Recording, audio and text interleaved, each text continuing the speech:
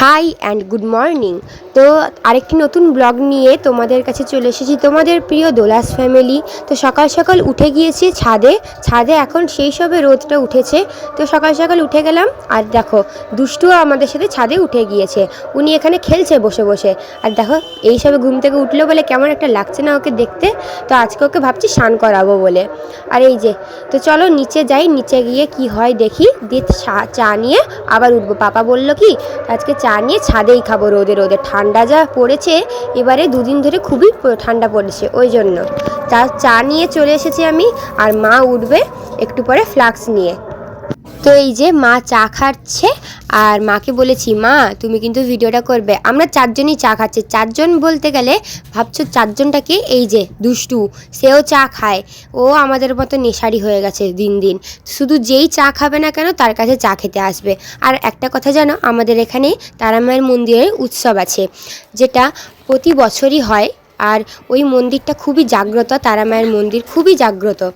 আর ওই মন্দিরের মেলার উৎসব, কত আনন্দ, সবই আমি খুব তাড়াতাড়ি তোমাদের কাছে ওই ব্লগটা নিয়ে আসবো। তো এখানে চা খাচ্ছে আমি দোলনায় বসে বসে, আর মাকে বলছি দাঁড়াও আমি ঠিক হই, তারপরে তুমি আমাকে দেখাবে। কিন্তু রোদে এরকম দোলনায় দুলতে দুলতে চা খাওয়ার মজাটাই আলাদা, তাও আবার যদি দুধ চা হয়। কটার সময় এখন? ভোর তোর? না, উঠেছি অনেকক্ষণ, কিন্তু চা একবার খেয়েছি, সেটা এইটুকু খেয়েছি। আরে তাকে দে, সে যে তোর দিকে তাকিয়ে আছে, তাকে একটু চা দে। আমাদের ঘরের নেশারি, তুমি চা খাবে কিন্তু এতটা আমি খাবো না। ওকে দে, ওর পেছনে বাটিটা একটু ধুয়ে ওকে একটু চা দে। তোর বাবা তো এমনই বললো যে লাস্ট পর্যন্ত ফ্লাক্সটা আমাকে ছাদেই আনতে হলো। এই যে ফ্লাক্স নিয়ে চলে এসেছি, তো ফ্লাক্সেটা একদম পুরো ভর্তি চা তো নেই, তো এটা দোকানের জন্যই ফ্লাক্সটা, ওই জন্য তাই এত বড় ফ্লাক্স। তো ছোটো খোলা হয়নি না, তো অল্পই চা আছে, কিন্তু ফ্লাক্সে থাকলে চাটা গরম থাকবে, তাই জন্য ফ্লাক্সেই ভরে দিয়েছি চা করে। এই যে আমাদের দুষ্টু, একটু চা যেই খাবে তাকে মোটামুটি চা দিতে হবে। চা খাওয়ার খুব নেশা ওর, তাও আবার কি লাল চা নয়, দুধ চা। এই যে নিচে চলে এসেছি, নিচে এসে মা এখানে কাটছে সবজি, আর ইনি বসে আছে সামনে আলু খাবে বলে, যেহেতু আলু কাটা হচ্ছে ওই জন্য আলু খাবে বলে বসে আছে। আর মা এখানে কি কি সবজি কাটছে দেখো, এখানে ফুলকপি হচ্ছে কেটে রেখেছে, আর মোচা কেটেছে, আর এই নিচটায় কি যা ফেলেই দিল মা এখানে। আর এই যে নিচটায় আলু কেটে রেখেছে, ওই জন্য ঢাকা দিয়ে রেখেছে যাতে দুষ্টু না নিয়ে পালিয়ে যায়।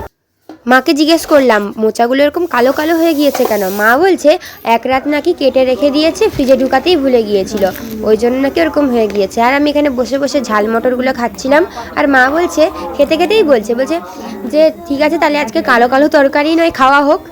তো আজকে নিরামিষ, আজকে বৃহস্পতিবার, অঘ্রাণ মাসের। আচ্ছা কি হচ্ছে রে, কি এটা? ফুলকপি আলু পোস্ত করেছি। আর এটা কি হচ্ছে? এটা সয়াবিনকে ভিজিয়ে রেখেছিলাম। কি করব, ডাল আজকে করিনি, সত্যিকারে আমাকে ডাল ভালো লাগছে না আজকে খেতে। মোচার তরকারি করব, সেদ্ধ হয়ে আছে কুকারের মধ্যে।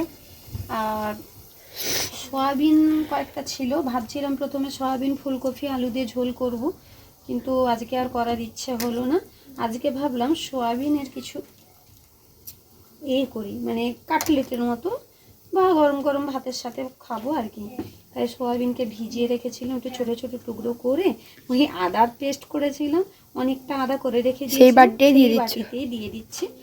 ও তারপরে একটু জিরা সব দিয়ে, একটু ব্রেড ক্রামস আছে বা অল্প একটু বেসন যাই হোক দিয়ে একটু করবো, পকোড়ার মতো করব, দেখা যাক কেমন লাগে। করে ভাতটা খাবো, না হলে প্রত্যেকদিন নয়, প্রায় ফুলকপি আলু ঝোলটা খাই সয়াবিনের সাথে। আজকে এরকম চিন্তাধারা করলাম, দেখা যাক কেমন লাগে।